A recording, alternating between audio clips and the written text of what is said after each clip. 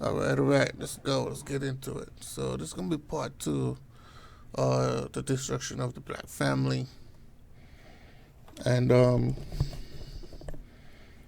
part two of the last video that I made. So as the last one, I'm not gonna go through the whole article because you guys gonna be able to have access to it. You can read it on your own terms. I don't want nobody to go by my words. Read the article itself, and make your own judgment.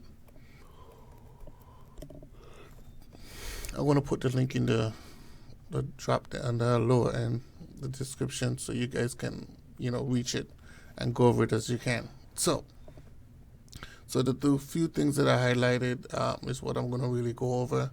I'm not going to read the whole thing as I said before. So we can see they put a post of the black family up there. All right, so this goes back. This was written by the post was done by November 5, 2015. So as it started off, the 60s, the 1960s was a great time for black families, right? And this is very important because at this time, after many trials and tribulations, things started to take a turn. And we started to bond and see the need and the worship and the following and the benefits and the love and everything was coming together. But it was a slow process. It did have some racist issues, but it was an upcoming process. They was together, as I said, they matched together during the civil rights movement, and they went through all these different experiences to fight for the black family. Within the children, the society, the community, everything. All right, so going forward, right here, well, we're going to read the whole article, but we're going to highlight, as you can see, there's a little highlight right here, because this is the main factor. But we're going to read the whole article. So, Dr. Julia here, author and social commentator, said during the 2007 State of the Black Union at Hampton University says that there is a system that does not want to see black men and black women together. She says, once we come together, the understanding the power and the strength of black women, the queen of the universe. Now, with this said, right, there's a lot to say about the queen of the universe. Knowing based on scientists, they say black people are the stem to humanity. I would say of now until future to come to make changes, but right now, we are the stem to human life. The oldest date they can go back to, which result to black people as the main source of, not the main source, but the oldest point of humanity that they can trace back to, based on science, is a black people in Africa, dark-skinned people, melanin people, right? So, using the word queen of the universe, you could say that, right? Because we started it. So the point to this whole thing is basically saying they also know the power of the black male, the warrior. If they would turn him loose, he would protect his family and do things that needed to be done. Now, this is very important because in any culture, any black or any white or Chinese, whichever culture you're in, the male always stand supreme because he's the one gonna do the war. He's the one got to protect the family. He's the one got to make sure that his family is secure. He got to protect his woman. He got to protect his children. Being with the woman and having children, it motivates the man to do better or to conquer. So it's only right for any culture of men to want to protect and provide for their family. So that's very important. So based on this point of view, you have to destroy another group of men or eliminate them so they don't retaliate to whatever is going on or whatever the reason is. Or even just to be evangelisms, just to go and killing people and, causing problems. You eliminate the men so the women can stay dormanted and be submissive to whoever coming in. All right, so they understood if their relationship together, they will lose. But if our relationship are torn up, then we can forever be treated in certain ways by oppression, and that's very important. So as she was laid that to keep a society down, or to keep a culture of people down, or to keep control of a society, you gotta eliminate the men, because the men are the one who go to war, right? They put in the work. They risk their life, right? If we move on to the next paragraph, they talk about black women able to receive welfare until 1963. See, it's an until. Now, if you remember the last article, we was talking about how the adoption and how politics and welfare came together, and racism, how it all came in one pocket. Because during slavery, they didn't need welfare; they were slaves, right? But once we started moving into the eras of independency, people on freedom of slavery and all that stuff, the abandonment of children, you could say some of it was, but the crimes of having a bunch of neglectful of freeing the slaves. Let me say it this way: freeing the slaves left a lot of children without fathers, because during even up to the 1960s, there was a lot of racism going on. So which means there's a lot of fathers getting killed, put in jail, stuff like that.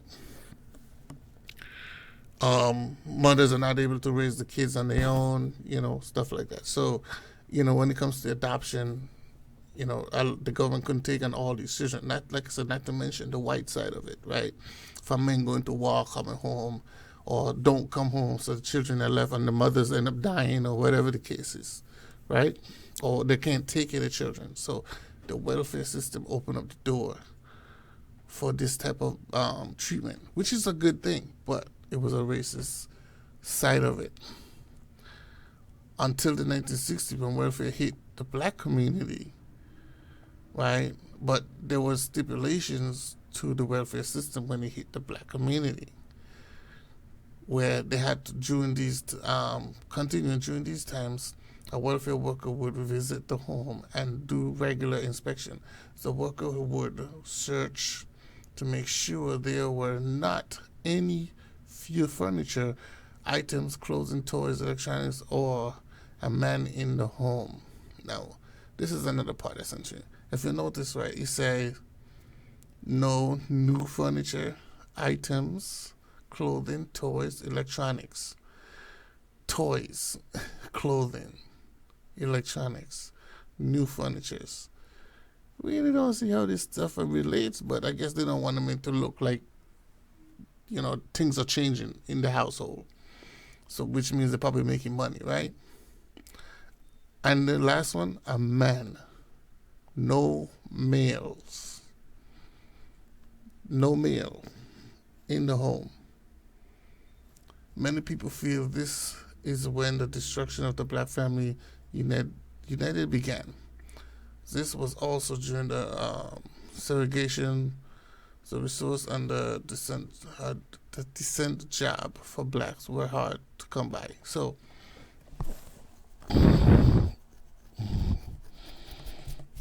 by all of this, we already understand that, if anybody who know the history too much, jobs was lacking on the black side from day one. Other than you doing it for free, or once you became independent, we was lacking jobs, right? Unless you get your own land and you do your own thing. But as time progressed, a lot of these things became smaller and smaller. The drug started hitting in the streets. Males had to kind of make an opportunity, had to make a choice.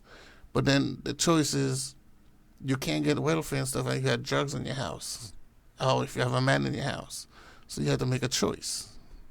A lot of these women choose welfare, which is, and like I said, I understand. As a mom, you got to choose survival. But the survival was placed to destroy your own culture, your own race, which what women choose to do. And this is the result of what we have today, because they choose to go the opposite direction, or they use protection and survival over, um, staying together with their men.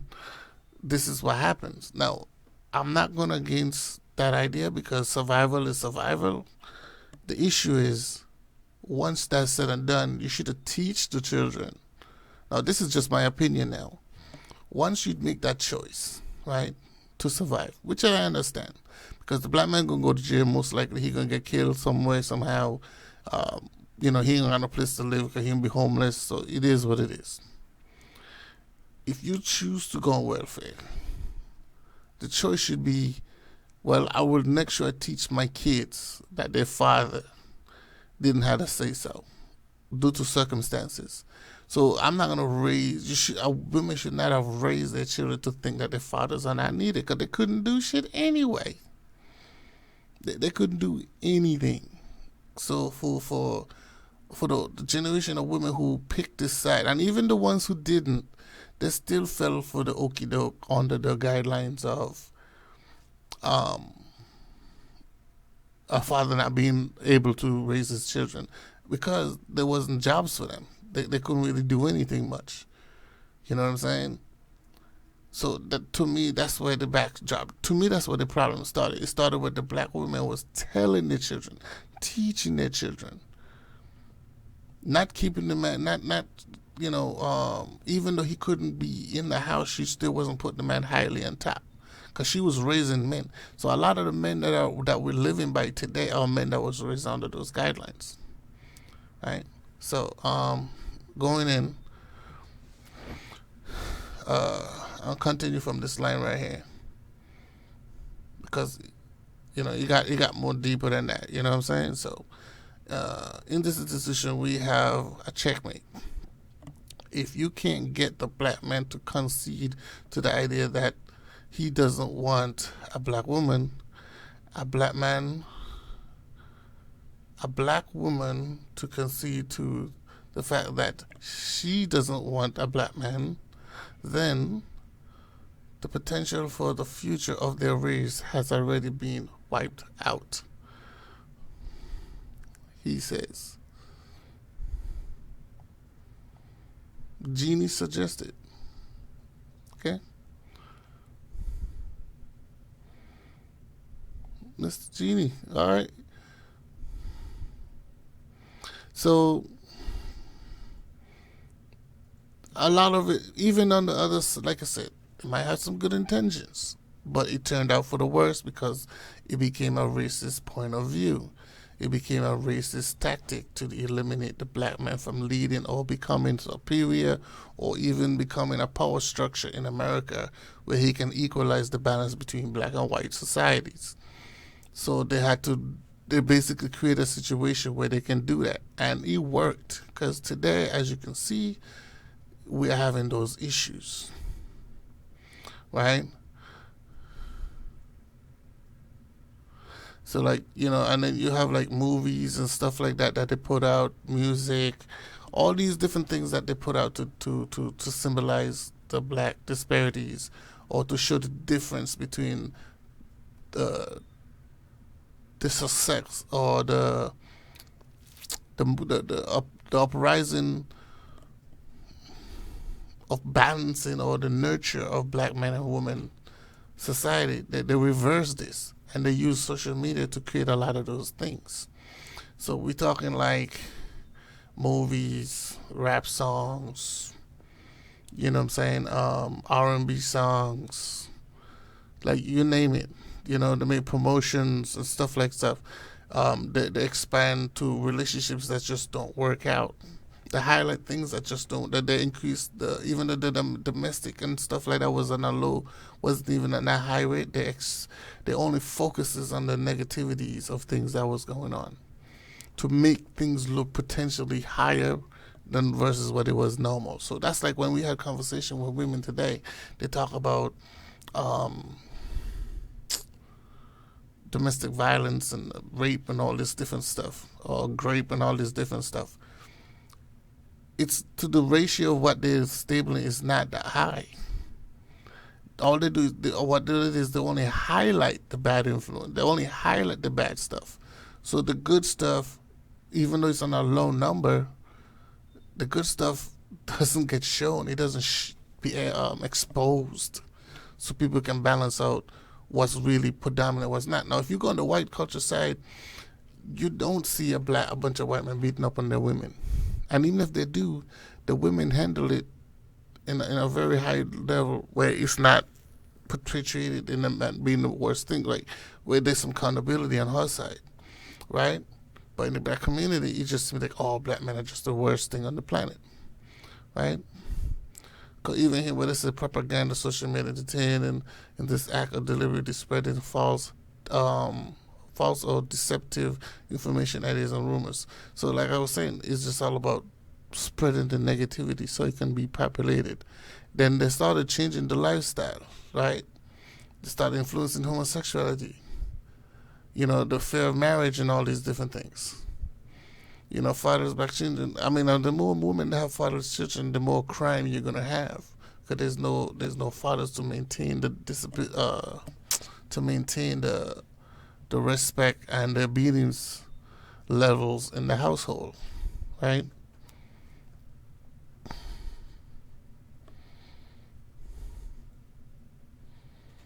Like to go back, like what she said right here, in the 1950s, if black families were more likely to get married, right, more than white women. Only 9% of black families with children were headed by the single parent. A small number. So you only to show that this thing, the whole welfare thing, or, that really affect. That's really what it started from. You can't really see no other way it could have gone other than this welfare issue. And also, too, you got to add the feminist movement in there, too. Because the feminist movement, the black women also fed off of the feminist movement. Because when it comes to the Voting Act, when black women was about to vote, white women was a little bit jealous because black women was going to vote before them. And once the voting thing was going on, that started. But anyway, women started voting on in general. Then after they became voters, it was still where the white men still wanted their women to be home and so forth, because the black women was a lot of maids for white women. So with that said, a lot of them was jealous of the black women working, being in the workforce, because a lot of black women was single. It's like you said, the welfare stuff was involved. So they had to work for themselves. They had to participate. Or if some of them who was not on welfare still had to participate, because the black men couldn't get jobs. So the woman now was not having it, because the black woman was getting a lot more jobs than the white woman was. So this is where the whole feminist thing really became a big deal. And it started off with jealousy. That's my opinion. My opinion is it started out of jealousy. Because black women was going to school, they was working, making money. Even if they lived in a two-parent household, where the husband and woman was working, or if they were single. On the white woman's side of the table, it was not the same thing, right? For some reason, we can't really say why, but for some reason, white woman was not working, or they wasn't going to college and stuff like that, like compared to the black women. The black man was working just as much as the white man worked. It's just that they just didn't have enough jobs to promote those type of work behaviors. So black men was more out of work compared to the black women. Or the black woman wasn't getting support like the black woman was getting support. But the bottom line is the damage is done. Now, here in 2022, we're fighting to reconstruct this mentality so we can have those battles. Now, this is not about taking over white culture or anything like that. This is just about being honest and telling the truth to what happened. To fix history, you got to know where you went wrong. You can't move forward in life not retracting what you did wrong to fix it so it doesn't happen again. That's To me, that's the whole point to this, to a lot of these issues. I know a lot of people be like, "Oh, history, that." Nobody did this. That's then. But then is what pave you to not make the mistakes in the future, so we don't have these issues, right? Like if like for example, if we see that oil could be dangerous by being spilled all over the place or not being controlled, or not put away from certain environments, or people not living around certain factories or something. How to know that? Well, we have to experience it. We experience it where we don't do certain things, or we prevent certain things, and we look for certain guidelines and safety tips to avoid these things so people doesn't get sick or damaged. So, and with history, by doing that historically, we know not to do those things so people can live, and we don't keep contamination around people so they can get sick. It's the same thing with human behavior.